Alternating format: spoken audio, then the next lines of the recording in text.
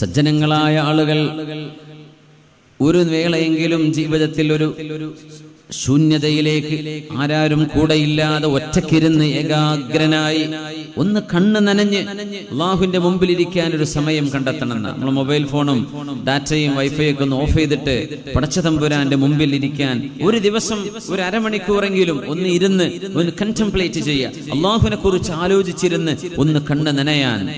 ഐനാനി ലാ തമസ്സഹുമന്നാർ, രണ്ട് കണ്ണുകളുള്ള ശരീരം, രണ്ട് വിഭാഗം ആളുകൾ കരഞ്ഞുകൊണ്ട് കരഞ്ഞതിന്റെ പേരിൽ, കണ്ണിന്റെ പേരിൽ, കണ്ണുകൊണ്ട് അല്ലാഹു അല്ലാഹു പറഞ്ഞ ഒരു നന്മ ചെയ്തതിന്റെ പേരിൽ അവർക്ക് നരകം തൊടുകയില്ലെന്ന് റസൂലുള്ളാഹി തങ്ങൾ പറഞ്ഞു സ്വല്ലല്ലാഹു അലൈഹി വസല്ലം. അതിലൊന്ന് ഐനുൻ ബാതത മിൻ ഖശിയത്തില്ലാ, അല്ലാഹുവിനെ കുറിച്ച് ഓർത്തിട്ട് നനഞ്ഞു പോകുന്ന കണ്ണുകളാണെന്നാണ്.